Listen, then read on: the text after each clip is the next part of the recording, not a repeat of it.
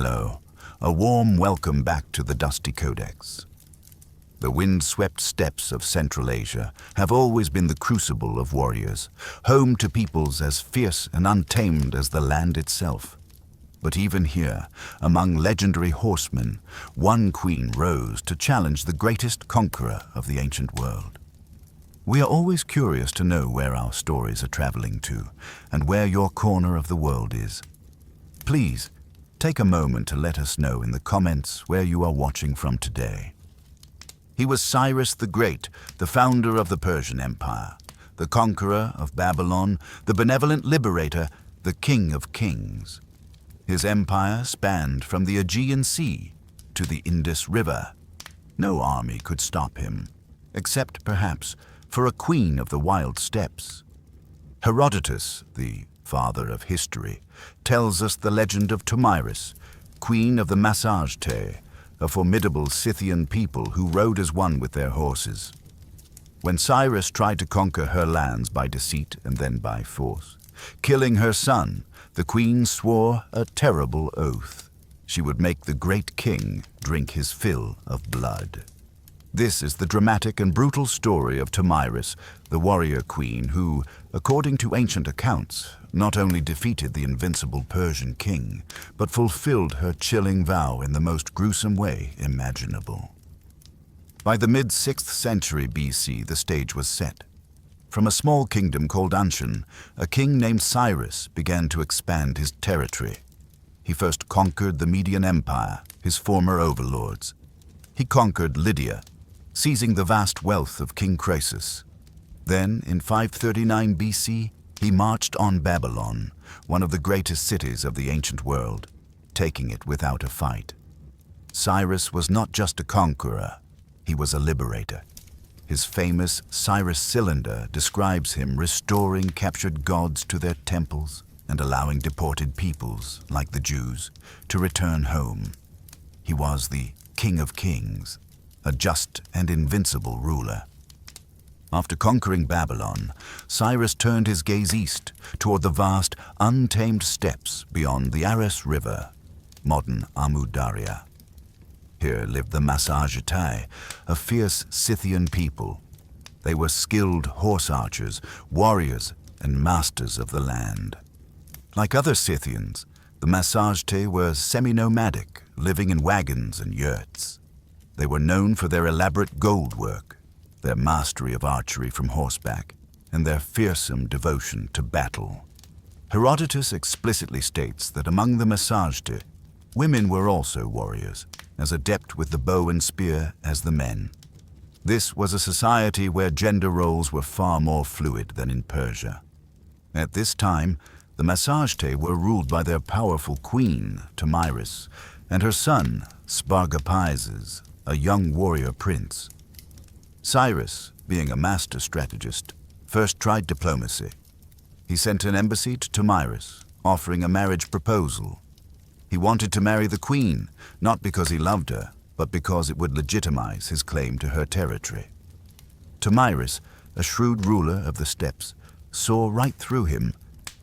She knew it was a thinly veiled attempt to conquer her land. She refused, warning Cyrus to rule his own kingdom and leave hers in peace. Cyrus, undeterred, began to build bridges of boats across the Aras River, preparing for invasion. Tomyris sent him another message, offering him a choice. Fight fairly on her side of the river, or she would cross over and fight him on his. Cyrus consulted his advisors. Croesus, the former king of Lydia, famously advised against a direct frontal assault. Instead, he suggested a devious trap. Cyrus took Croesus's advice. He crossed the river and built a camp. Then, he left it seemingly abandoned, stocked with vast amount of wine and rich food. He then pulled back with his best troops, hiding them nearby. Spargapises, Tomyris' son, and a third of the Massagetae army attacked the camp. They found the feast, mistook it for a hasty Persian retreat, and fell upon the food and, crucially, the wine. The Massagetae, unaccustomed to wine, their native drink was fermented mare's milk, quickly became incapacitated. Cyrus's hidden Persians then attacked, slaughtering many and capturing Spargapises. When Spargapises sobered up and realized his dishonor, he begged Cyrus to remove his bonds. Once free, he immediately committed suicide. The news reached Queen Tomyris. Her son was dead, taken by Persian treachery, and then driven to despair. This was not merely a military setback, it was a profound personal insult, a deep wound to a queen and a mother. Cyrus the Great, who had spared kings and liberated nations, had just created his most dangerous enemy. He had provoked a raw, elemental fury from the heart of the steppes.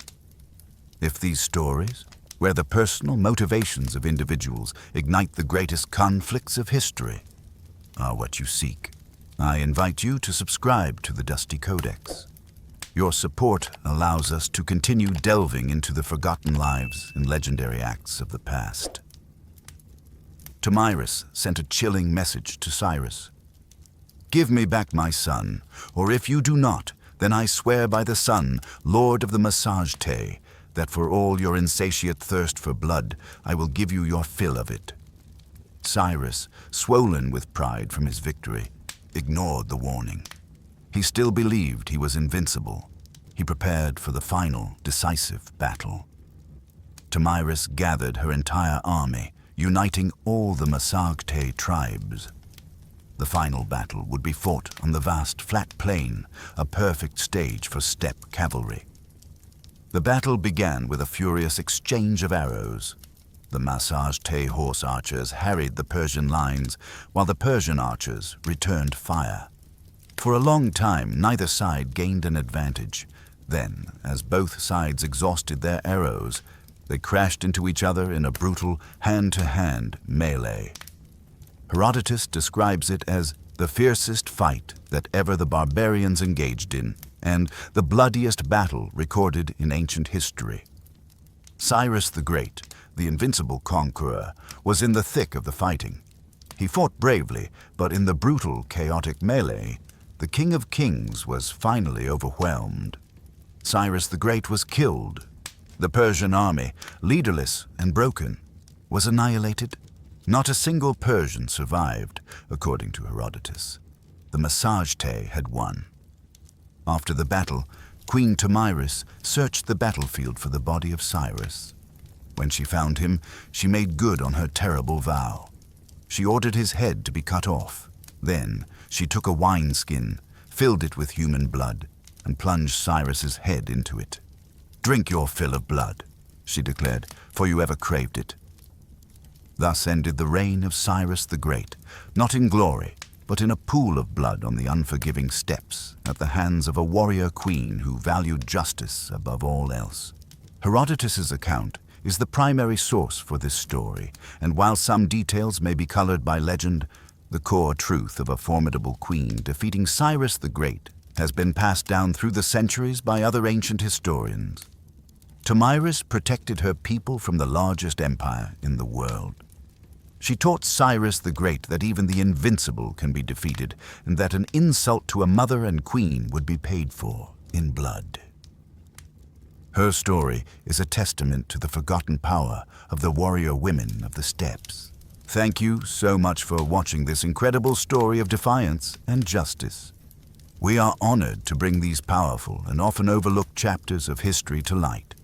If you want more stories like this, of legendary figures, forgotten empires, and battles that shook the ancient world, you can head on to our playlist to see more. Until next time, stay curious.